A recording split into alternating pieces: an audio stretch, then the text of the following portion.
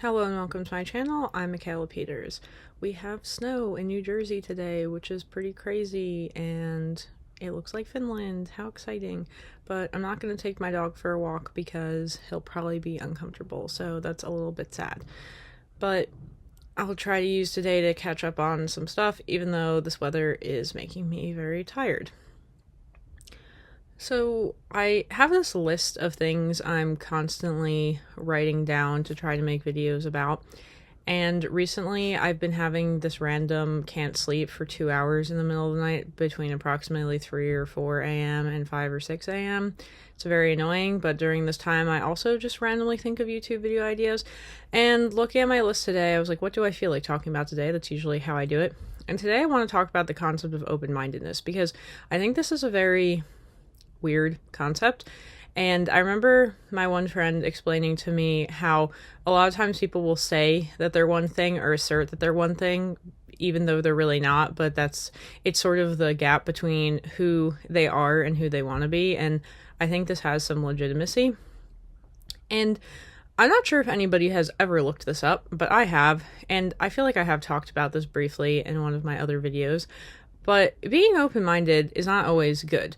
And why is that the case? Well, it can be such that you may be open-minded to things that could be harmful for you, such as other things that are generally considered by society and lawmakers to be things that would put you in jail. So with being open-minded to a very extreme degree, it can land you somewhere you don't want to be. Now, that's obviously not the case that we're talking about most of the time, and I did talk, I think, already about how one of the compliments I received, or recognitions, was that I was interested in traveling before the age of 25, before my brain was fully developed, so that I could be exposed to more things and become more open-minded. Now, that's really cool and stuff, but one of the other issues with this is I think you begin to get very comfortable with seeing things in so many different ways that you do not think black and white.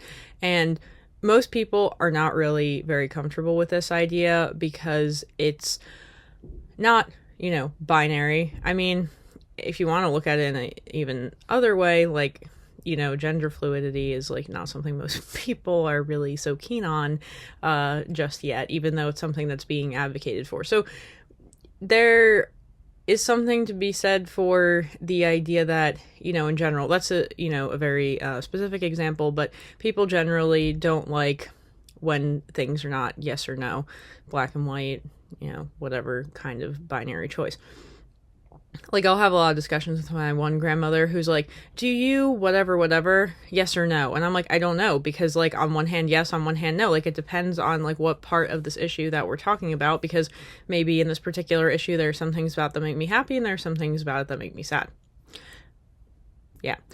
So I think some other things, though, is it can be important to remember that you can still be open-minded to other people's beliefs, values, and ideas without compromising your own. And I think this is where it gets tricky. Like, a lot of times people assume that open-mindedness means that you need to join their cause or convert whatever value, idea, or belief that you have over to their side to be considered open-minded by the person who is having the conversation with you.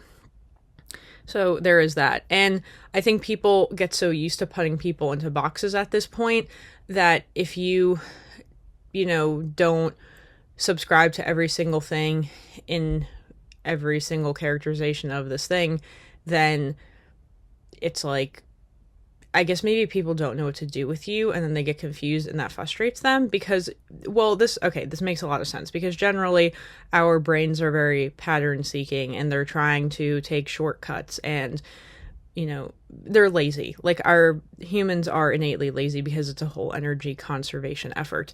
So that's why we have certain things and we have certain injustices in society, like racism and prejudice and stereotypes and all these things that generally are not considered good things, right? Even just the idea of this is good and this is bad is a very black and white statement. And although, with those examples I just listed, I really can't think of any instance in which those things would be good.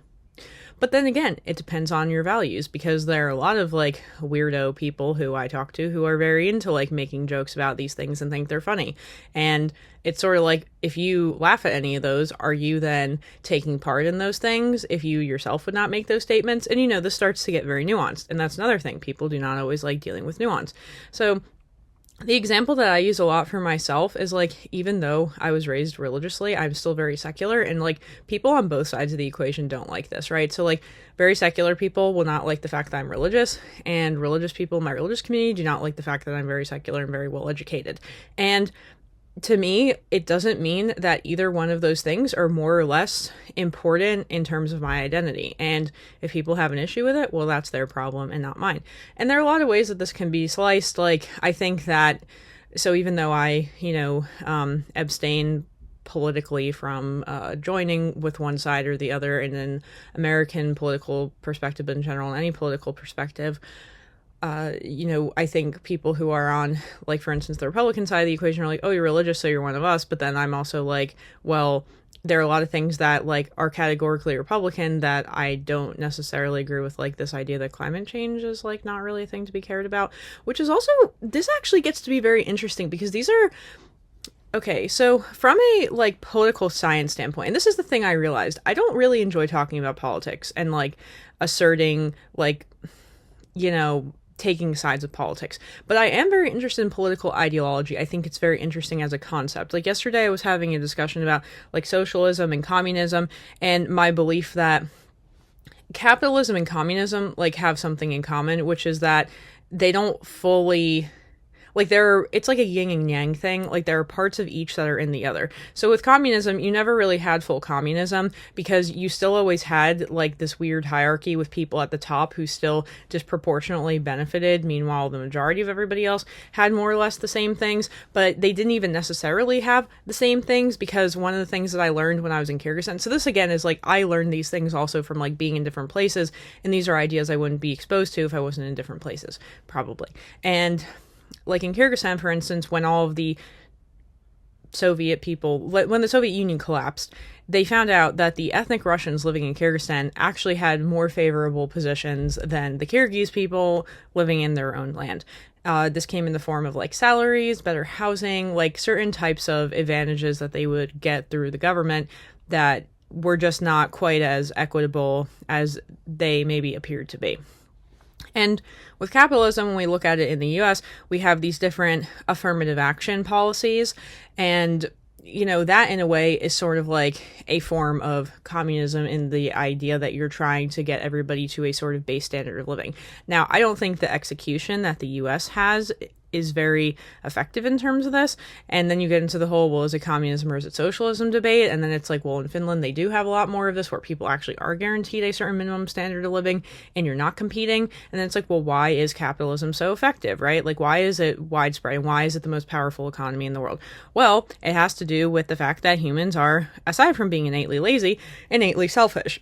And really, as much as I hate to admit this, as much as you can try to be a good person and try to look out for other people's interests, at the end of the day, everybody is out for themselves, right? It's just part of surviving. So capitalism capitalizes, that's the best word I can think of, on these innate human tendencies that, yes, when they are overly, what's the word? Like, engaged with, they can, yes, maybe be bad, right? This black and white word here, but it is an effective motivator. So there is that. Now, one of the other things that I think is kind of interesting, and while this is not entirely related to this, I feel like it's relevant in talking about. So, for example, I've become very interested in talking to people about taxes. I think tax law is very interesting. I think taxes are very interesting. And I had a friend who's an accountant, and I'm like, people get really upset when I talk about this topic with them, and I don't understand why. Like, you're literally talking about numbers, right? And she's like, well, because you're talking about politics when you're talking about taxes, because tax policy does relate to politics. And I'm like, okay, you're right, and that makes sense.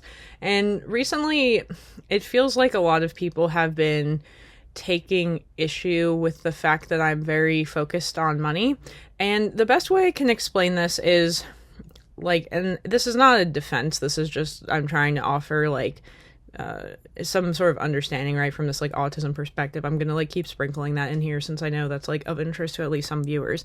And the thing with autism is you become hyper fixated on something until like you get that thing, which is really cool for reaching expertise with things like, for instance, me with becoming pretty proficient in Russian, despite me not making any money off of it and it being pretty impractical aside from just like a hobby I truly love. But you will like sometimes work very tirelessly towards your goals. Like I have one friend who he's like obsessed with like buying this one particular house, and like all he thinks about and all he talks about is like saving money for this house and like getting this house at like this certain point in time. And I'm like, yeah, that's like very autistic, and that's fine, but like I'm just trying to explain how it works, right? And like I'm in a similar situation where I'm like, okay, if I could just like own a house in the US, like I would shut up and this would like I would stop caring about money, maybe. Well, the thing is though, like in that respect, right, like this scarcity mentality, because once I feel like I have stable housing like that I own and that is mine and that like I have domain over, I feel like I'm going to like stop caring about money as an instrument because I already used it to get the thing that I wanted. So yeah, and like I remember like my aunt talking to me about like if I did this then I'd have enough money, and I just said to her, I'm like, it's never enough money. Like, and I had this discussion with my brother. He's like, well, technically if you had like $1 billion it would be enough money for like X, Y, and Z and all these things. Now, then we get into the whole, I did start reading the Psychology of Money book because I finally got my own copy of it. And I mean, it's a little bit complicated because, like, the whole lifestyle creep thing, and it's like, yes, you can be making more money, but then you can also blow more money, and then it's like not everybody has the self-control and ability to financially manage. So we have that part in that aspect as well. Okay, but one of the other things, so you get hyperfixated on something, but like, focusing on things you can control, right? This is like a really good strategy because a lot of people have control issues. Like, I'd say most people have control issues. Not even a lot of people. Let's just say most people because it really feels like that. And I think that for a long time when I was in school, this whole obsession with my GPA, my grades, was kind of fulfilling the like obsession with control over something. And now that I'm no longer in school, it feels like the only way to achieve that is like money. Like maybe I could go for like more statuses and I could try to get promoted more, and maybe that is something that I feel like, yeah, once I like move out and I can focus more energy on that, like I'll go in that direction and that would be cool.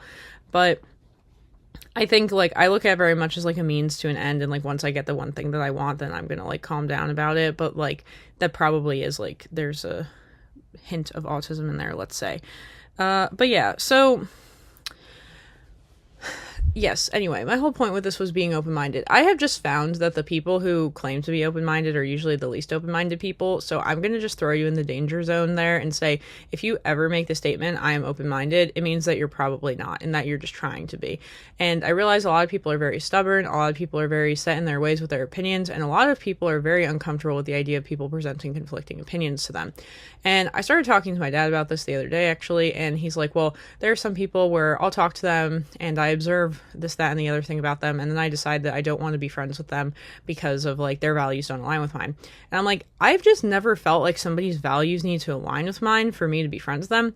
Now, I may not call them my best friend and like call them every day and go to them with my problems. That's like a very different level of friendship in my mind.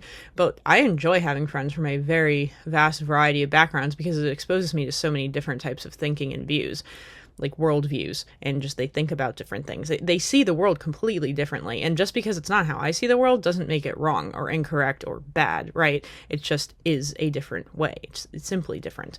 And I'm like, the only time that I ever think that values need to align is if you are literally creating a child with somebody and then you have to decide what values to instill in your children, because that is generally how parenting goes. Like you do more or less adopt some of the values of your parents. Now you may be exposed to other things and then eventually change your mind on that. That's also possible. Not saying it will always happen, but it's definitely an option. Or you have people who really resent the way they were raised and then they completely rebel and go the other way. Like there are so many ways that this could really, be sliced.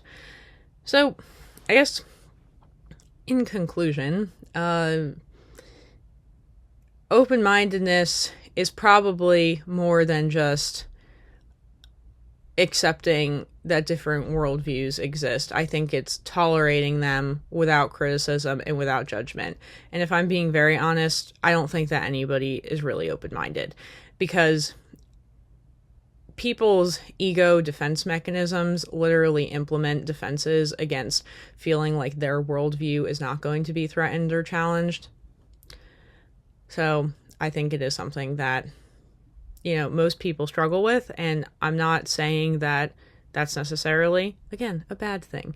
But I think that the thing that can be learned from this is that the more you attempt, and I'm not saying you will be successful in trying to hold back judgment and criticism and, engaging with other people in a negative way and feeling like you have to win them over to your side, those are actually the behaviors that are going to increase open-mindedness. Now, it doesn't mean that you're going to be successful in your own mind with having feelings towards, lack of prejudice with things that you don't like or you're uncomfortable with or you're not familiar with. But it's a good exercise, I think, in just promoting kindness and understanding across humanity, which, if we're all going to be honest, we could definitely use more of that all the time. So I think that's everything that I have for today. I guess I feel like getting mildly philosophical and also just thinking about this because, I do not claim to be open-minded or closed-minded. And I think probably like autism, it is a spectrum and you are somewhere in the middle of it. But I have come to understand that having healthy boundaries with other people in any sort of relationship, I don't even care if it's a friendship, romantic relationship, familial relationships, anything, workmate relationships, you're not going to agree with everybody on everything. That's just how it always goes. And the more you respect individuals' choices to have whatever views they want, the happier you are going to be in your own resolve with your own choices. So that's actually everything that I have for today. And I suppose until my next video then. All right, thank you. Bye.